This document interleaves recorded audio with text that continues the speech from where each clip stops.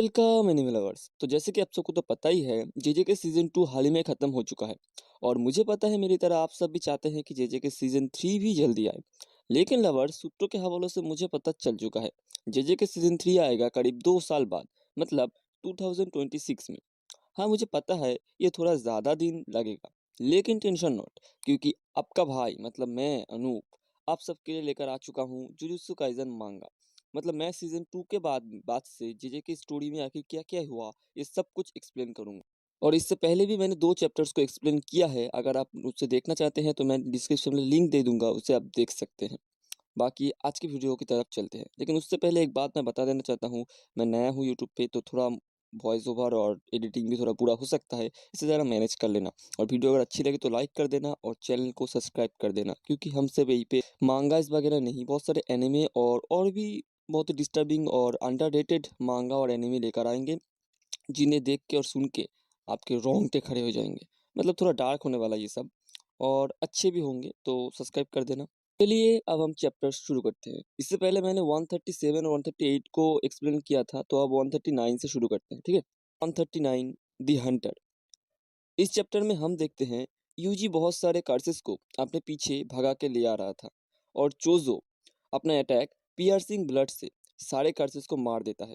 लेकिन यूजी पर एक कर्स अटैक कर देता है, और यूजी उस कर्स को बस एक ही मुक्के में मार देता है, जो देख के चोजो बहुत ही चौंक जाता है और अपने मन में सोचता है यूजी पहले से बहुत ज्यादा ताकतवर हो चुका है, और वो तो उसे एक नाम भी देता है, द डेमन गॉड।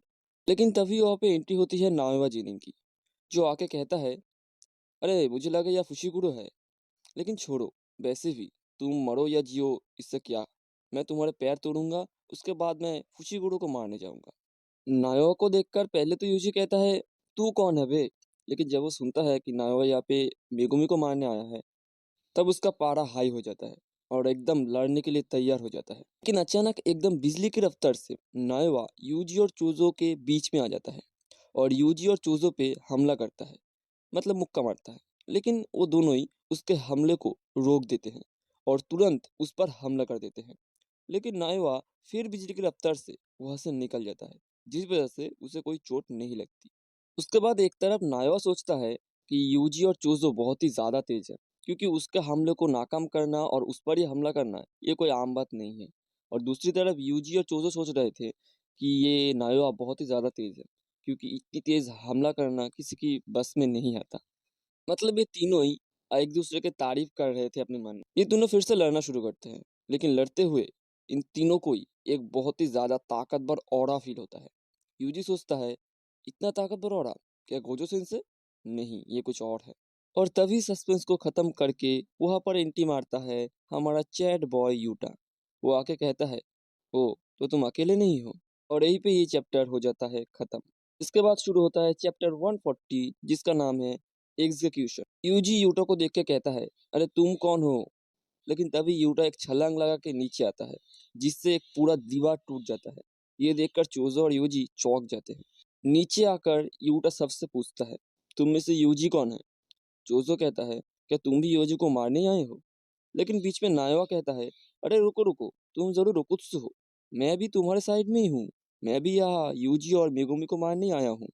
ओकुत्सु नाम सुन के यूजी सोचता है, ओकुत्सु, इसके बारे में मेगुमी ने एक बार कहा था। ये भी स्पेशल ग्रेड सॉर्सरर है, बिल्कुल गोजो सेंसे की तरह। टोजो यूजी को यहाँ से भाग जाने के लिए कहता है, क्योंकि वो दोनों इन दोनों से तो लड़ नहीं पाएंगे। और चोजो ये भी कहता है, तुझे इस ओकुत्सु से दूर ही रहना होगा, क्योंकि ये बहुत ही ज्यादा ताकतवर है, बिल्कुल गोजो की तरह। और अगर इसने तुझे पकड़ लिया तो तू गया। अब तू ऐसे भाग, जब तक तू भाग रहा है तब तक मैं इन दोनों को रोक के रखता हूँ। यूजी भी यहाँ से भागना शुरू करता है। यूटा नायोवा को कहता है, ठीक है नायोवा, तुम इस चोजो को देखो। ऐसा बोल के यूटा भी यूजी के पीछे भागने लगता है। चोजो यूटा को रोकने की कोशिश तो करता है, लेकिन नायोवा की वजह से उसे नहीं रोक पाता। फिर नायोवा और चोजो के बीच में बहुत बड़ी लड़ाई होती है, जिसमें नायोवा चोजो को बहुत ही ज्यादा कूटता है। नायोवा कहता है, अरे तू तो एक कर्स स्पिरिट है, तो तू यूजी को क्यों बचा रहा है? चोजो गुस्से में आकर कहता है, अगर कोई मेरे भाई को मारना चाहेगा तो मैं उसे नहीं छोड़ूंगा। दूसरी तरफ यूजी और यूटा के बीच रेस चल रहा है कि यूजी बचेगा या यूटा यूजी को मारेगा। लेकिन यूटा के मारने से पहले ही हमारा यूजी एक कार सीधा यूटा के मुंह पे फेंक कर मारता है, और उसे लगता है यह से यूटा शायद थोड़ा-सा घायल होगा। लेकिन तभी यूटा कार के पीछे से बाहर आकर कहता है, "तुम बहुत ही ताकतवर हो यूजी, लेकिन मुझसे ज़्यादा नहीं।" इसके बाद यूटा अपने कार्स एनर्जी के बारे में थोड़ा एक्सप्लेन करता है। यूटा कहता है, "मेरे पास गोजो सेंसे से भी ज़्यादा कार्स एनर्जी है, लेकिन गोजो सेंसे के पास 6 आई और कुछ खुद के टेक्निक हैं, जिस वजह से वो मुझसे भी ज़्यादा ताकतवर हैं। अब मैंने बहुत बोल लिया।" ऐसा कह के यूटा अपने हाथ से जो कटाना था उसे यूजी पर वार करता है। यूजी जैसे-तैसे बचता है। फिर हमें ये बताया जाता है कि एक एवरेज सॉर्सरर और एक स्पेशल सॉर्सरर में फ़र्क क्या है। असल में लवर्स जो एवरेज सॉर्सरर होते हैं, वो लड़ाई के वक़्त अपने किसी एक पॉइंट पर अटैक या डिफेंस के लिए एक हद तक कर्स एनर्जी फ़ोकस करते हैं, जिस वजह से ये पहले ही पता चल जाता है कि ये बंदा कब अटैक कर रहा है। लेकिन जो एलीट सॉर्सरर होते हैं, वो लोग अपने पूरे शरीर में एक सेम अमाउंट कर्स एनर्जी फैला के रखते हैं, जिस वजह से ये नहीं समझा जा सकता कि वो कब अटैक करेगा या कब डिफेंस कर। ऊपर से यूटा के पास जो कटाना था, वो उस पे भी सेम अमाउंट कर्स एनर्जी चढ़ा के रखा था, जिस वजह से यूजी को बहुत मुश्किल हो रही थी ये समझने में कि यूटा कब अटैक कर रहा है या फिर कब डिफेंस कर रहा है। और यहीं पे ये वाला चैप्टर भी हो जाता है खत्म।